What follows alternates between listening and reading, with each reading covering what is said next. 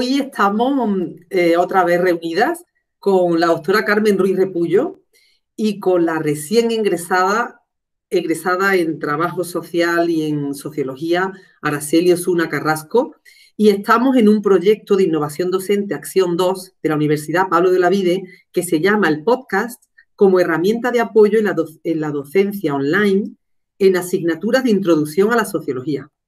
¿Qué ha pasado? Que ha sido un éxito tan grande que ya vamos por trabajo fin de grado. Hemos empezado por Sociología Criminal, Introducción a la Sociología, y ya está Carmen, que se une al proyecto, y también se unió otro compañero de educación, Juan Agustín Morón. Y hoy Carmen y yo, y como docentes, pero Araceli como alumna de TFG, que le he tenido el honor de tutorizarla, pues vamos a hablar de nuestro canon sociológico.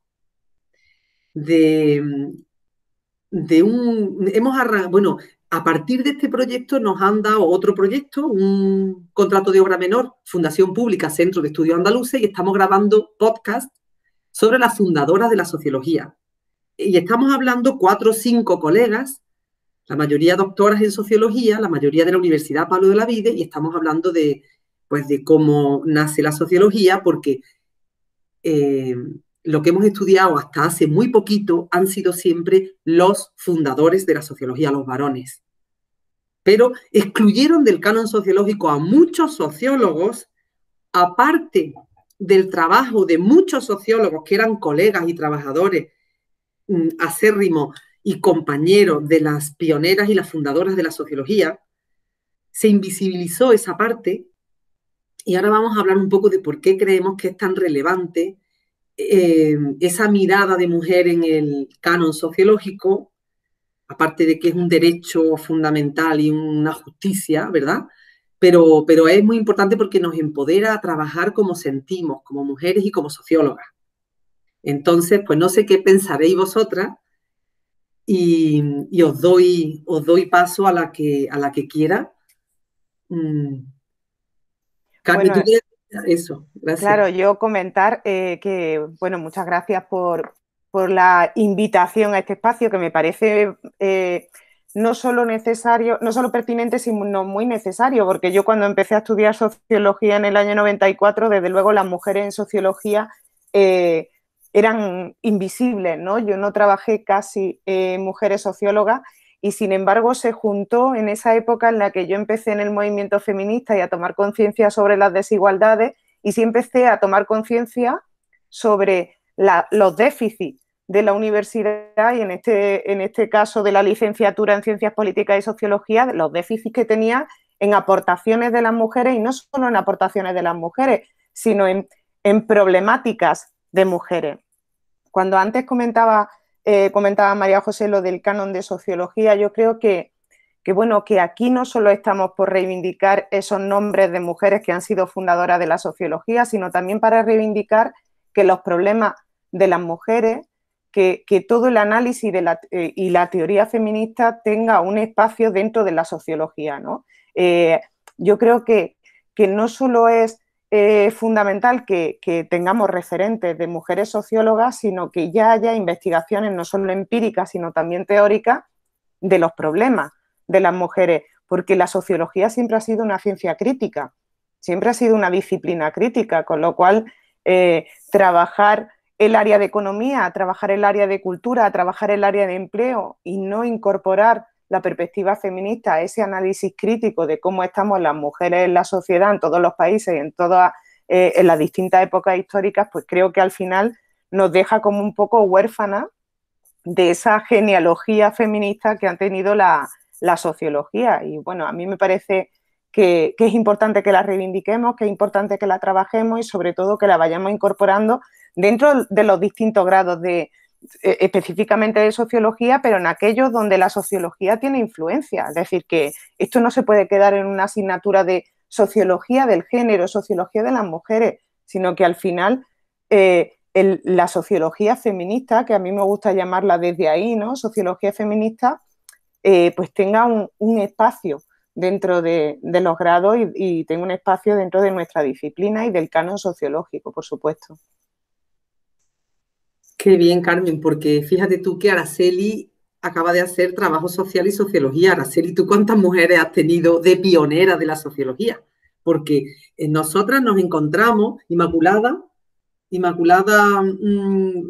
nos trae esta reseña, ahora yo creo que fue el año pasado, que la presenta Teresa González de la Fe, presenta este libro y es nuestro punto de arranque. Entonces ya lo hemos cogido, este libro lo traduce el CIC, el Centro de Investigaciones Sociológicas, hará un par de años, y es fundadora de la sociología y la teoría social 1830-1930, Patricia Lengerman y Gillian Nibruch, del CIS. Y la presentación es magistral de Teresa González de la Fe. Entonces, se escribe hace 20 años, pero es muy reciente cuando se publica. Entonces, ha sido nuestro punto de salida para investigarla en plan lo más completo que estamos pudiendo y entre un grupo, que somos 5, ¿verdad?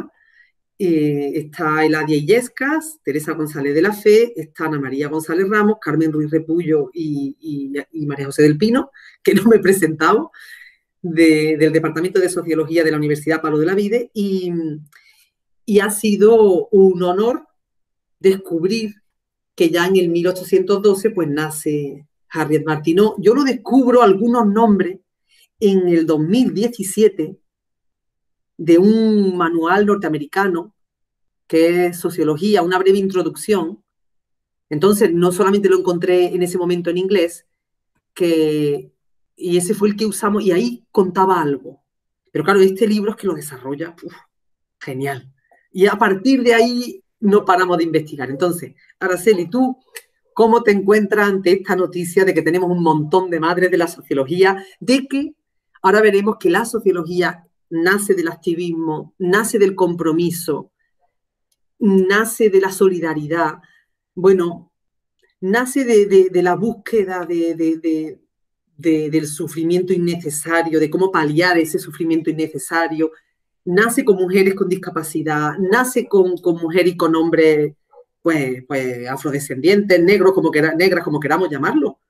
En el libro habla de negras y ya está, ¿no? Entonces, esa Hull House que tú has estudiado de Jane Addams y que ella es socióloga, escriben en revistas de sociología, forman parte de la Asociación Norteamericana de Sociología desde el preciso instante de su nacimiento. ¿Cómo se apañan para haberla invisibilizado y que nos enteremos en el siglo XXI que estaban, desde el siglo XIX? Bueno, Araceli, yo te digo, a ver tú qué piensas del asunto, porque esto es muy grave. Es muy grave, totalmente, de acuerdo, vamos. Yo, como bien has dicho, acabo de terminar ahora, segunda semana, el doble grado de Trabajo Social y Sociología.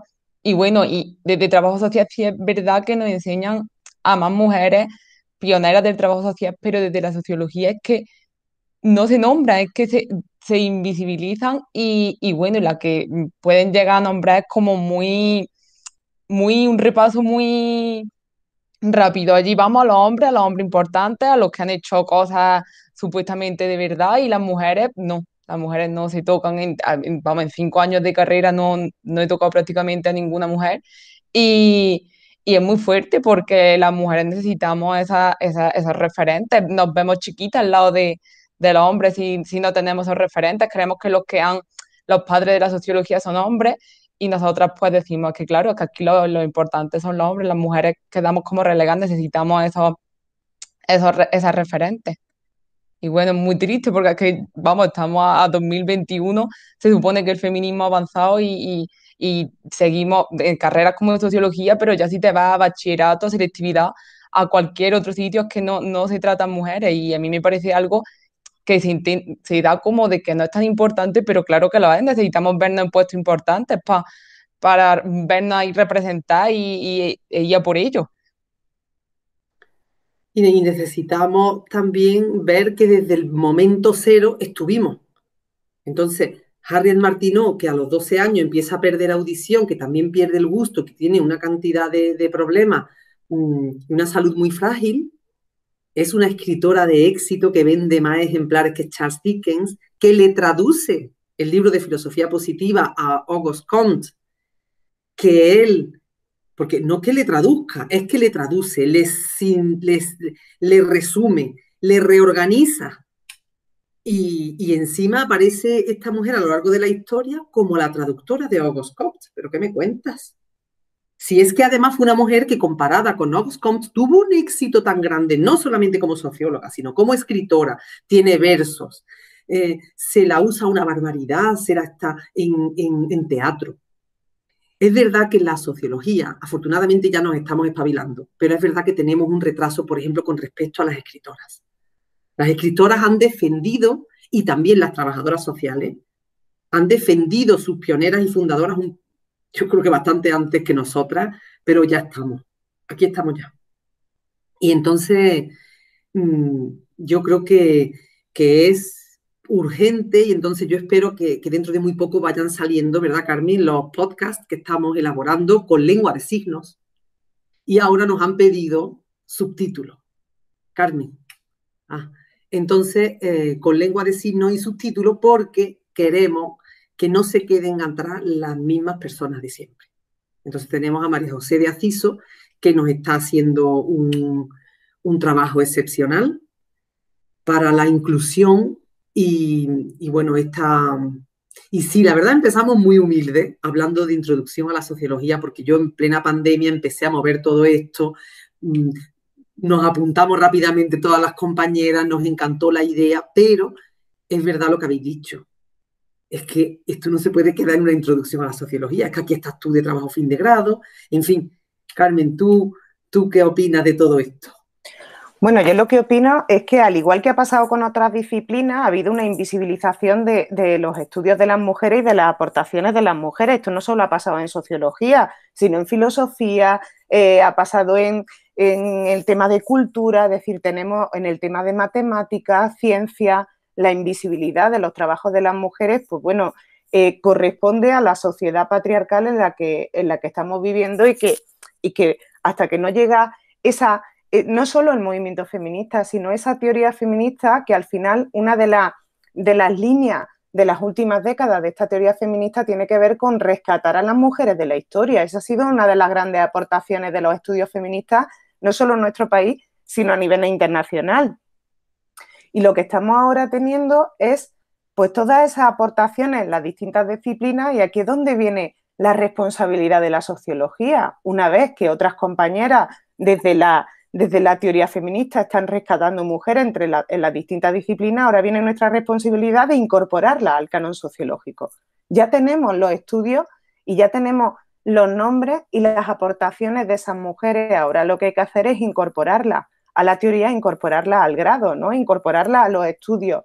Y en relación a lo que estabais comentando, claro, a mí me parece muy interesante porque si hacemos un análisis sobre esa fundadora de la sociología, que la estamos viendo a través de este texto y del proyecto en el que estamos participando, pues es curioso porque cuando ves lo que han investigado, todas ellas, de alguna manera, tienen investigaciones feministas. Todas, de alguna manera, investigan sobre los problemas y las dificultades de las mujeres en su tiempo y en su entorno, en su contexto, lo que se esperaba de las mujeres, cuáles eran los problemas a nivel de corresponsabilidad y de conciliación que no existían, cuál era el perfil que se esperaba de las mujeres en esa época, que básicamente era el matrimonio y la crianza de los hijos y de la hija.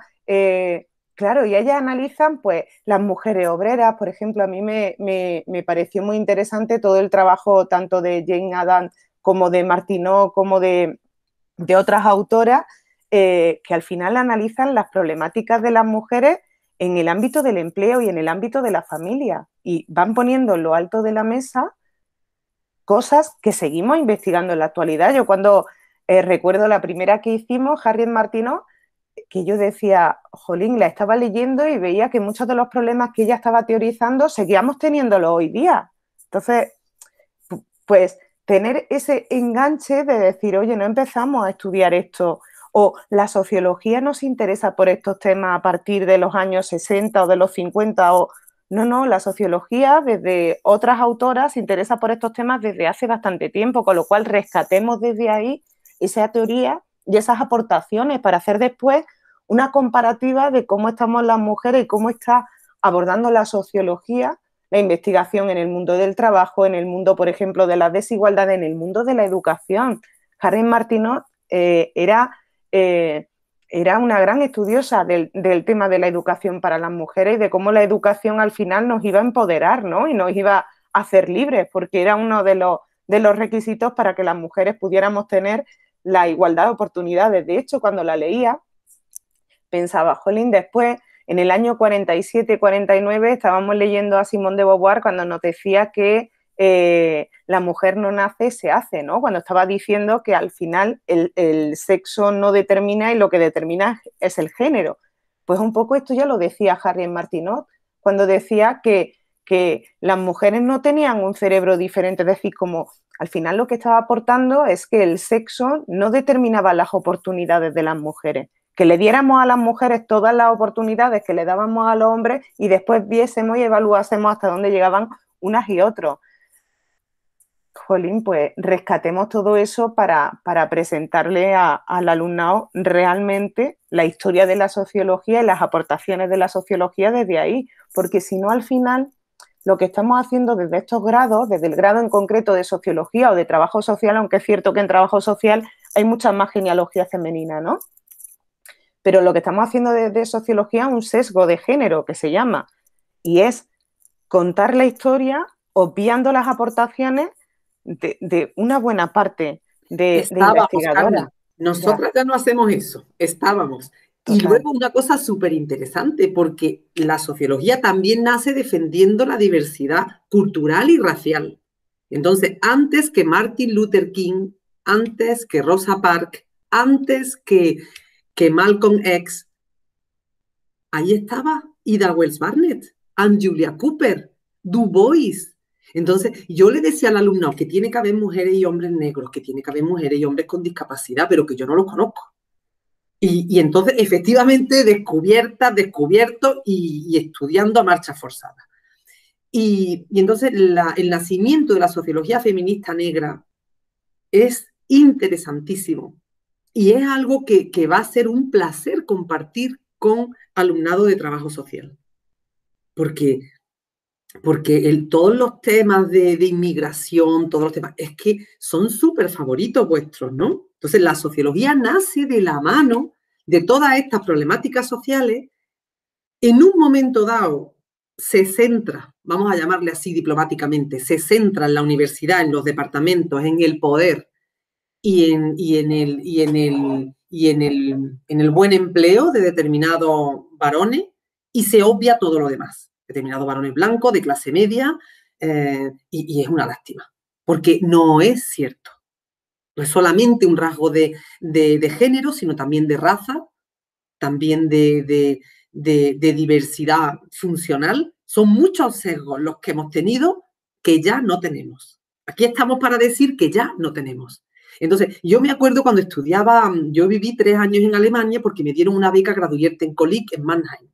Max Weber desarrolla su trabajo como docente y como investigador casi toda su vida en Heidelberg.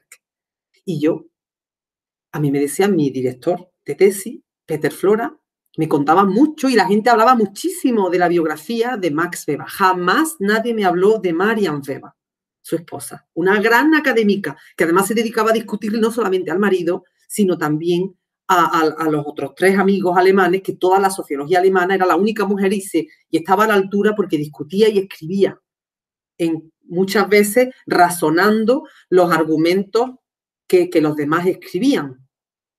Y entonces, cuando él se ponía enfermo, que era una persona muy frágil desde el punto de vista de su psique, pues a mí me decían allí en Alemania que los atendía su esposa, al alumnado que iba a su casa. Y yo decía, ¿cómo una simple ama de casa puede atender a un grupo de alumnado de la universidad? Es que no me cabía en la cabeza. Y de ahí nunca pasé. ¿Quién me falta por descubrir?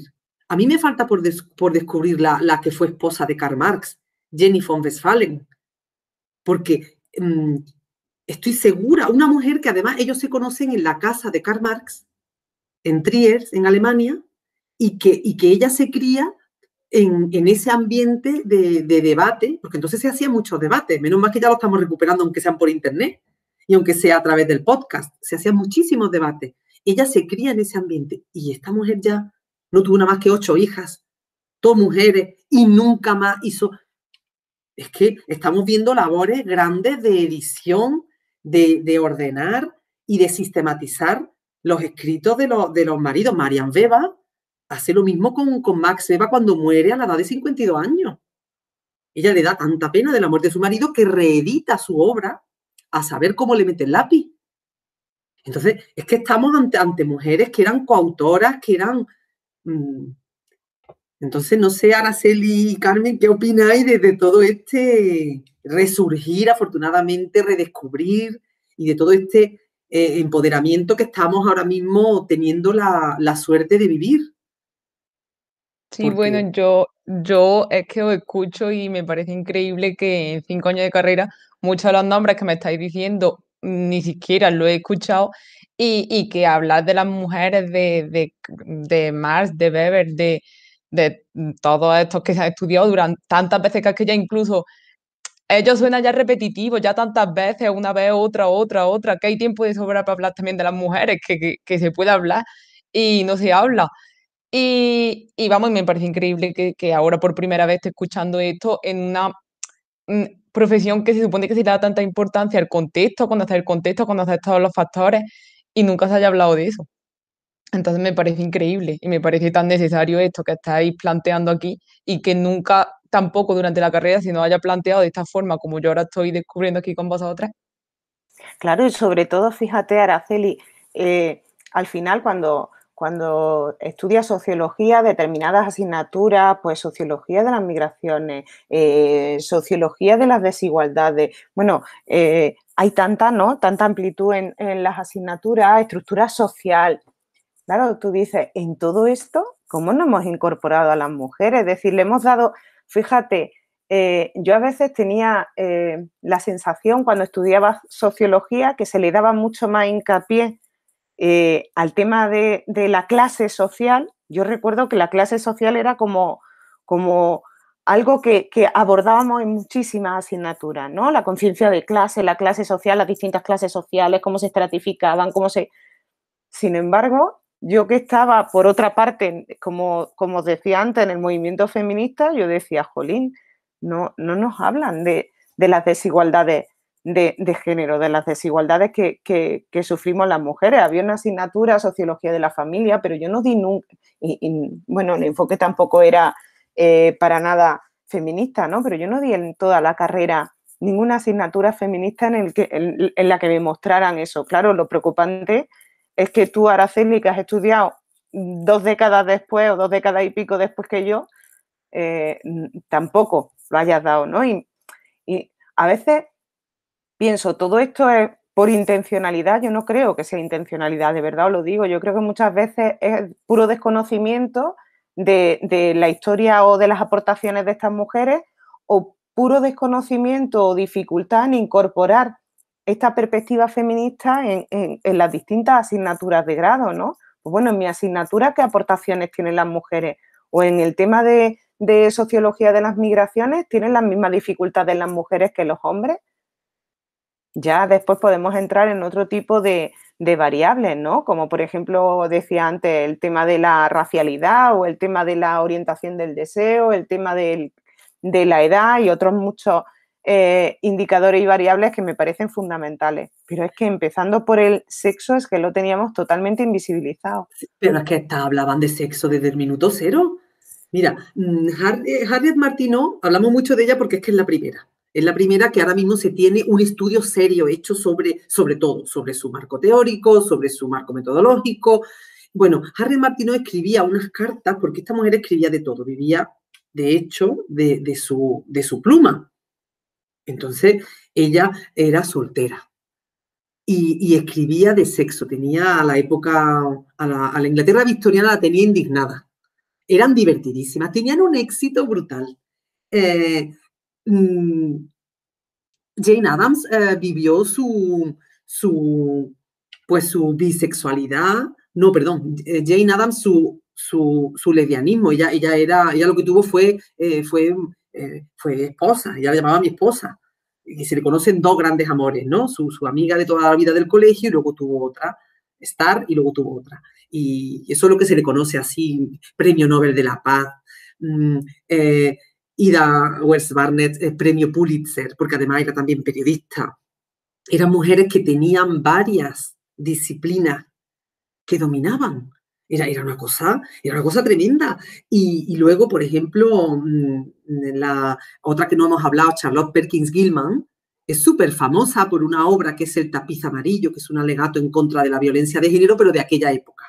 Del tapiz amarillo nos merecemos un podcast solo. Porque de verdad que mira, en media hora te lo lees. Tienes un audiolibro. Pero lo que eso da de sí es tremendo. Y entonces esta mujer hablaba de la excesiva distinción del sexo. Hablaba de personas. Hablaba de la humanidad. Y ella dijo, soy un hombre atrapado en un cuerpo de mujer. Entonces, ella sí, Charlotte Perkins Gilman, estuvo casada 2 veces. La primera vez fue un horror.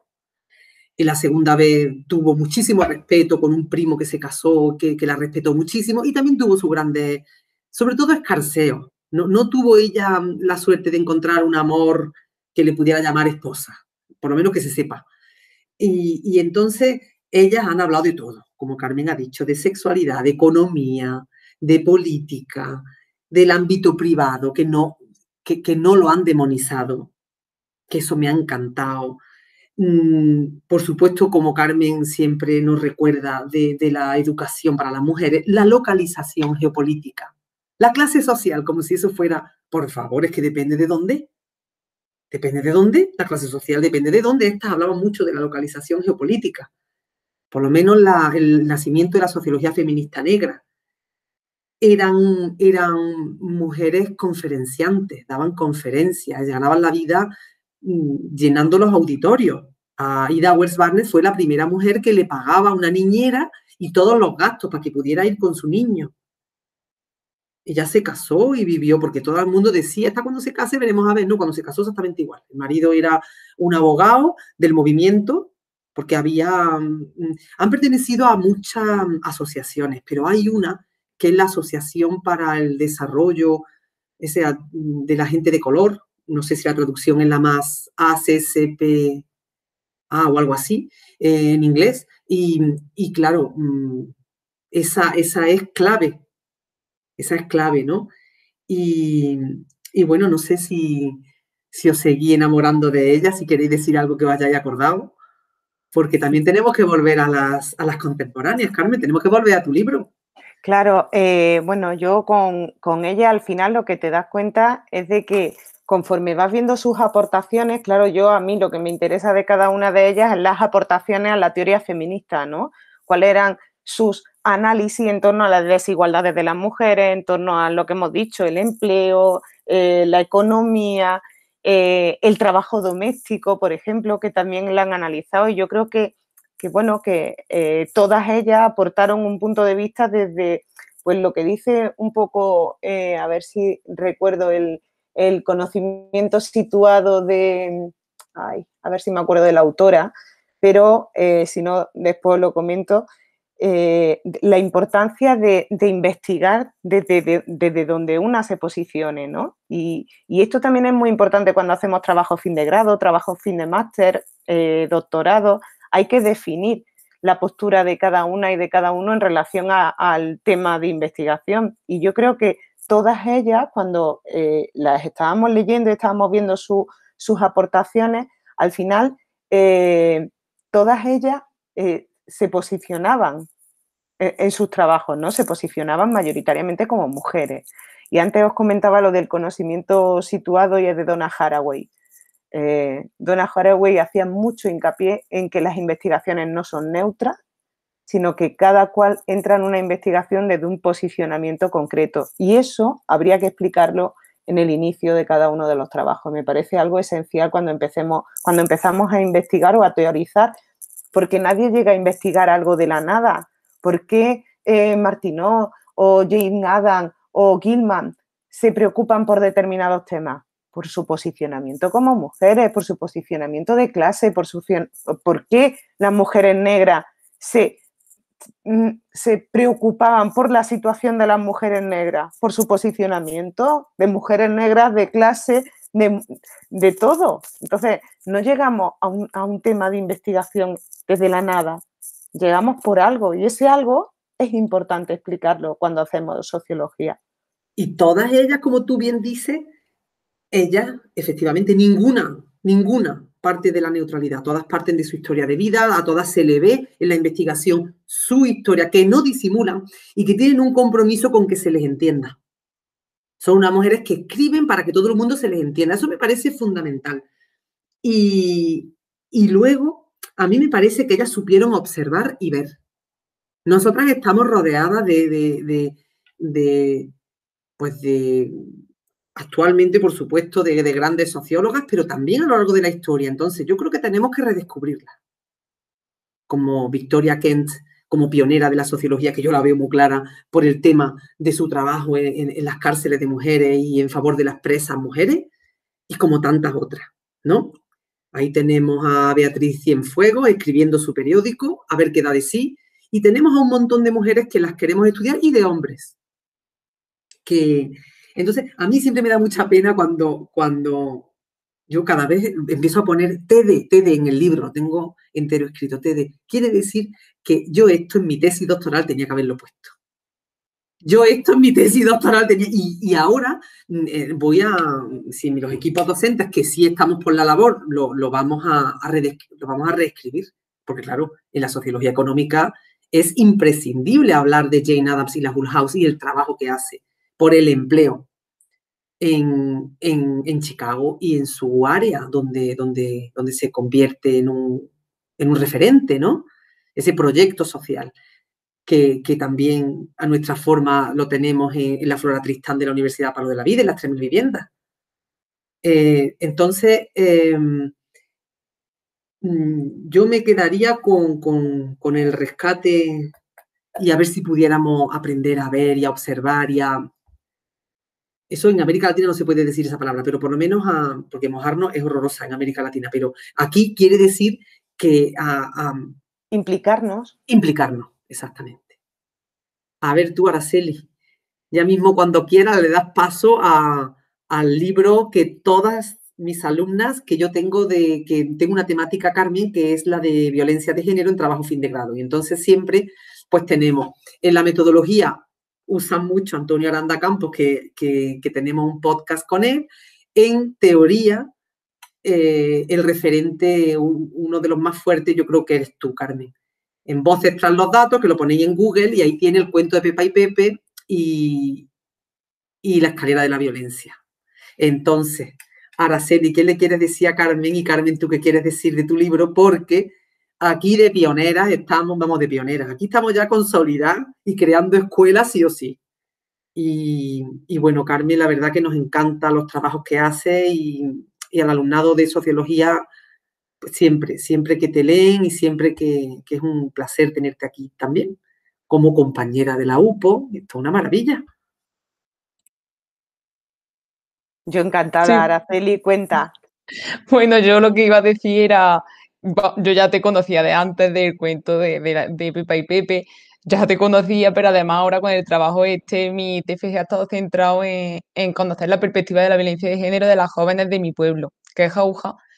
Y bueno, quería que tuviera mi futura carrera como socióloga un impacto en mi pueblo. Y conocer eso era un tema que me preocupaba mucho, que con lo que has dicho antes de que el conocimiento no es neutro y que siempre se parte de una perspectiva y que hay algo que te motive a crear conocimiento, pues lo mío ha sido vamos, mi conocimiento no era neutro, yo partía desde una perspectiva feminista que quería conocer cómo era la realidad en mi pueblo, porque como yo le he comentado muchas veces a María José, con tu amiga, con gente que conoces, te cuenta historias y tú te preocupas, dices, claro, dices, aquí hay algo que esto hay que estudiarlo porque yo noto comentarios, me cuentan historias que digo, esto hay que estudiarlo y que llegar al fondo de esto y poder encontrar una solución, porque si no se estudia y no se plasma, es cuando no, digo, es necesario que llegue a los poderes públicos y que se haga algo desde el ayuntamiento, algún plan integral, algo, porque yo lo que escuchaba no me parecía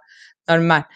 Y bueno, pues ella me habló de tu libro y vamos, yo cuando me dijo que venía, digo, no me lo puedo perder porque, vamos, para mí ha sido, me he basado muchísimo para analizar los datos, lo que obtenía, mucho en lo que tú ponías en tu libro. Y bueno, me pareció una maravilla, la verdad. Ay, qué bien, Araceli, que sobre todo que valgan las cosas. Fíjate, yo al final no tenía conciencia de que esa investigación, es cierto que Voces tras los datos es la primera investigación con adolescentes a nivel cualitativo en nuestro país. Sí había investigaciones cuantitativas que sobre todo estaban coordinadas por María José Díaz Aguado y había ya un trabajo previo a nivel cuantitativo y trabajo, pero es verdad que a nivel cualitativo con adolescentes, con menores, no había referencias, ¿no? O había muy pocas referencias en este sentido.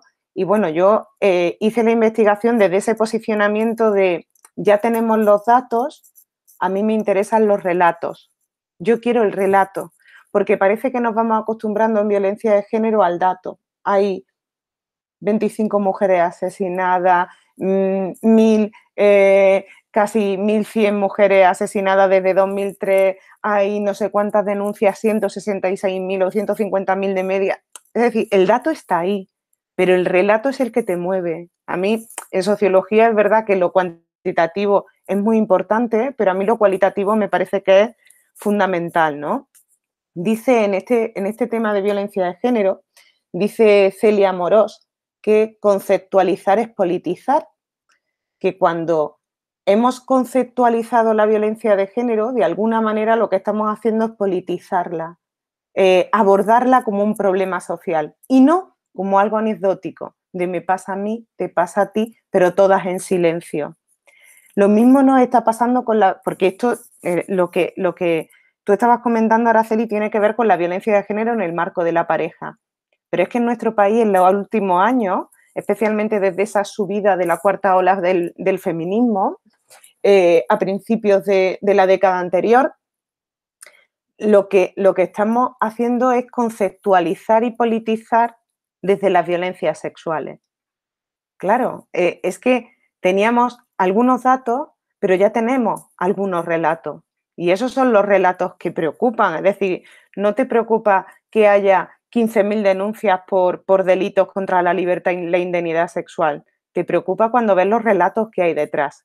Y en eso tenemos mucho que aportar desde la sociología, porque yo os he de contar así como experiencia personal que y profesional, ¿no? Cuando yo empecé a investigar en todos estos temas a nivel teórico, yo he encontrado muy poca aportación sociológica. He encontrado muchísima aportación psicológica y muchísima aportación desde el campo de sobre todo desde la psicología, ¿no? Que parece que es como la disciplina que se ha encargado de analizar todo el tema de violencia de género, de violencia. Hay algunas sociólogas, por supuesto, ahí está Raquel Osborne y otras que han abordado este tema, pero no hay grandes referentes en el tema de violencia de género y creo que desde la sociología hay que hacer un análisis porque no solo nos podemos centrar en las consecuencias psicológicas que sufren las mujeres o en eso, entre comillas, porque no existen perfiles en esos perfiles, entre muchas comillas, ¿no? De mujeres víctimas o de hombres agresores. Es que hay que centrarse, a mí como socióloga, ¿qué me interesa?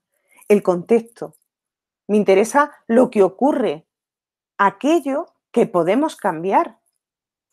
Es decir, a mí me interesa cuáles son las causas de la violencia de género, que son estructurales y sociales, porque la violencia de género no tiene una causa biológica ni psicológica. La violencia de género tiene una causa social y, por tanto, la sociología tenemos oportunidades y responsabilidades de dar respuesta a esto, ¿no? A este problema social tan grande. A mí lo que me preocupa es que estamos en un momento, como decía antes, Celia Morós decía que lo que había hecho el feminismo era pasar de la anécdota a la categoría. Pero es que estamos ahora mismo en un momento social muy complicado, porque hay determinados sectores que quieren que pasemos de nuevo a lo anecdótico, que la violencia de género es algo anecdótico, que le pasa a 4, que la violencia no tiene género, que de qué nos quejamos las feministas, ¿no?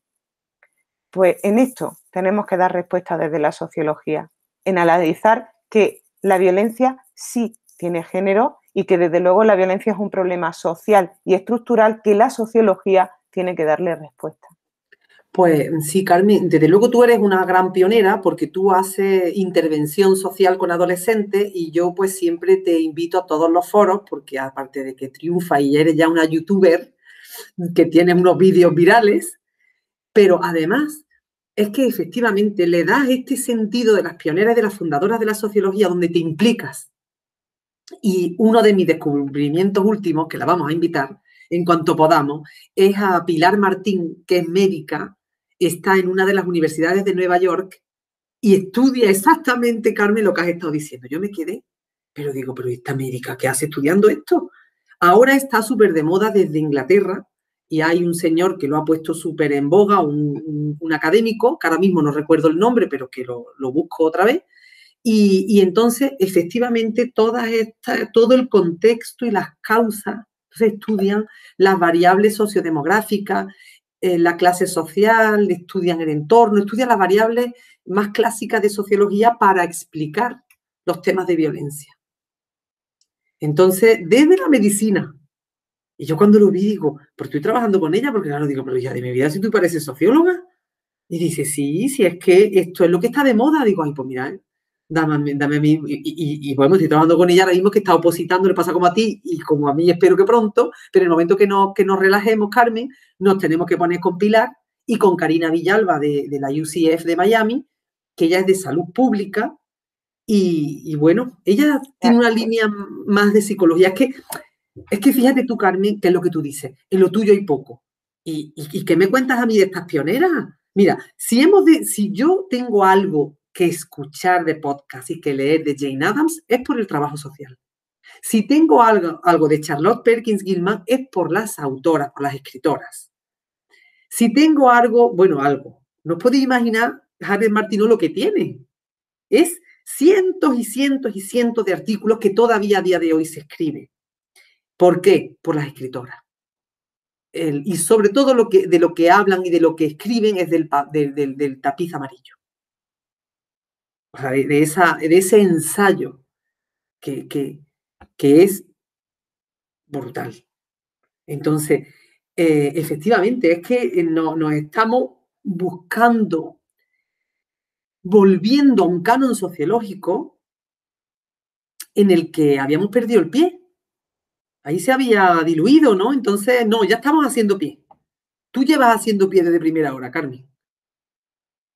Bueno, a mí siempre me ha interesado estos temas, es decir, también tiene que ver con lo que os comentaba antes, ¿no? A lo mejor cada uno tiene que ver desde dónde parte, cómo llega a los temas, porque a veces los temas te pueden llegar, pero otras veces tú los buscas, ¿no? Yo este tema lo busqué, me llegó y lo busqué, ¿no? Desde el feminismo al final te vas posicionando en determinados temas y la intervención al final con adolescentes me hizo empezar a investigar qué le pasaba a la adolescencia, ¿no? Y al final cuando, era lo que os comentaba antes, una chica me contaba un relato de violencia en el año 99 en un pueblo de Granada y me iba a Huelva y una chica en la capital me estaba contando el mismo relato y yo decía, jolín, y no teníamos ley de violencia en ese momento. En ese momento no había ley de violencia. Lo que sí había ocurrido era el asesinato de Ana Orante en el año 97, que fue un hito esencial para poner en lo alto de la mesa que la violencia machista era un problema social y un problema político que requería urgentes respuestas desde las políticas públicas. Y en ese sentido de políticas públicas, es cierto que a mí me parece cada vez más necesario que las investigaciones que hagamos, que lo que reviertan en las políticas públicas, porque muchas veces investigamos cosas que o que no sabemos cómo pueden revertir o que nos cuesta o que tenemos dificultad de llevarlo a las políticas públicas y que de verdad lo que estudiemos repercuta en lo social, repercuta en el cambio social, en las directrices políticas que a mí, por ejemplo, eso siempre lo he tenido como muy presente porque he trabajado antes que en la academia, me he tirado muchísimos años trabajando para administraciones públicas, Instituto Andaluz de la Mujer, Consejería de Educación, de Igualdad. Entonces, para mí era fundamental que cualquier cosa que hiciera tuviera una repercusión en las políticas públicas. Entonces, cuando llego a la academia, a la docencia, al doctorado, cuando llego a todo esto, yo ya llego con una trayectoria de la importancia que tiene el posicionarnos desde ahí, ¿no? Y bueno, creo que es importante que todo esto lo repensemos desde el grado y desde ese canon sociológico, ¿no?, del que estamos hablando. Y luego, Carmen, tú también utilizas un montón de herramientas en tus clases que son fantásticas. Pues yo me acuerdo tú usando una cuerda y diciéndonos, venga, posicionaros en cuanto a la sexualidad, ¿no? Entonces, porque yo digo, a ver, Carmen, ¿yo cómo explico la teoría queer? ¿Yo cómo explico eso? Porque es que yo, como le voy a decir a la gente joven que hoy puede ser lesbiana y mañana puede ser heterosexual, yo no digo, ¿esto cómo lo explico? Porque es que a mí me escandalizaba. Al principio, hace ya muchos años, ¿no? Entonces, pues mira, voy a dar un seminario, ¿no? Entonces, todo esto de los seminarios a ti te ha venido de perla. Pero yo no quiero copar esto porque, Araceli, tú que estás escuchando a Carmen y que la ha usado, ¿qué te parece? Porque es que escuchar a Carmen hablar de violencia de género yo creo que es un lujo asiático, vamos. Totalmente de acuerdo, vamos. Es que yo, por ejemplo, a ella, su vídeo del cuento de Pepa y Pepe, a mi amiga siempre se lo recomiendo porque es que es muy importante que entienda lo que es la violencia de género. Es que la gente tiende a quedarse con violencia de género cuando ya te pega y, por ejemplo, en mi trabajo los resultados que han salido era, tú le preguntabas por violencia de género y ellas contestaban, a mí es que no me pega, a mí es que, y digo, pero es que no, yo intentaba decirles que no se basa en eso. Y claro, y es que viene tan bien explicado, se entiende tan bien y sobre todo para la gente joven que yo siempre lo recomiendo. Y bueno, y cuanto a lo que hablaba de los datos, de los datos cuantitativos, es que yo creo que ya ha llegado a un punto en que los datos de violencia de género como que se han deshumanizado y la gente habla de veintitantas yo que sé, asesinatos y hablan de un dato y no le dan la importancia que de verdad tiene. Entonces creo que analizar el discurso es muy importante porque cuando tú lees lo que te dicen, cómo lo cuentan, es cuando de verdad ves la importancia y lo complicado que es, porque te hablan de una mujer asesinada y tú, bueno, pues la gente dice otra, ya está, yo qué sé. El otro día, por ejemplo, me decían, si solo desde 2003 hasta 2020 han asesinado a 1000 y pico mujeres, esto no es un problema grave. Y yo decía, Dios mío, pero por Dios. Y es que, claro, ahí intentaba yo, decía yo la importancia de lo de entender la escalera, porque es que la gente te dice, de 2003 hasta 2020, 1000 mujeres asesinadas, tampoco es para tanto, que sí lo es, ¿no? Pero bueno, es que entiende todo lo que ha tenido que pasar y todo lo que hay antes de eso, que es que no te puedes quedar solo con la muerte, es que la muerte es el final, es que es lo último. Entonces, claro, a mí me parece maravilloso todo lo que escribe, que ya te digo que es que yo lo recomiendo, para que puedan entender lo que significa la violencia de género, recomiendo el vídeo, además que la gente le suele dar mucha pereza leer, y entonces pues digo, bueno, pues el vídeo ya viene explicadito, bien mascadito. Es que fíjate, con el tema de violencia de género, con el tema de violencia sexual, ciberviolencia y todo esto, al final es como casi todo el mundo sabe reconocer la punta del iceberg, ¿no? La punta del problema. Buah, hay 1100 mujeres asesinadas, ¿no? Sí, pero si nos vamos a la base, que no es la base del todo, ¿no? Pero, por ejemplo, nos podemos ir a que en nuestro país hay una media de 150.000 denuncias por violencia de género en el entorno de la pareja, solo un tipo de violencia reconocido, ¿no? De violencia machista. 150.000. Y si no, esos son datos oficiales. Pero es que si nos vamos a las prevalencias y nos vamos a las macroencuestas de violencia, en la última macroencuesta de 2019 nos dicen que solo denuncian un 21% de las mujeres que la sufren. Es decir, que esas 150.000 denuncias en un año nada más equivalen a un 21% de las mujeres. Si cada año tenemos 150.000 denuncias más un 80% invisible, ¿no estamos hablando de un problema social? Claro que estamos hablando, pero cuestionarlo hace que volvamos de nuevo a lo anecdótico y ha costado mucho desde el feminismo y desde las políticas de igualdad convertir a la violencia de género en un problema social que no solo está en España, sino que es que está reconocido desde Naciones Unidas, desde los organismos internacionales, es un problema de salud pública reconocido por la Organización Mundial de la Salud, está totalmente reconocido en el Convenio de Estambul de 2011 por la Unión Europea, es decir, que no estamos hablando aquí de 4 mujeres que sufren violencia, estamos hablando de un problema estructural, donde, por ejemplo, el último informe de la FRA a nivel europeo nos dice que 1 de cada 3 mujeres ha sufrido violencia en Europa, violencia en el entorno de la pareja. Si eso no es un problema social.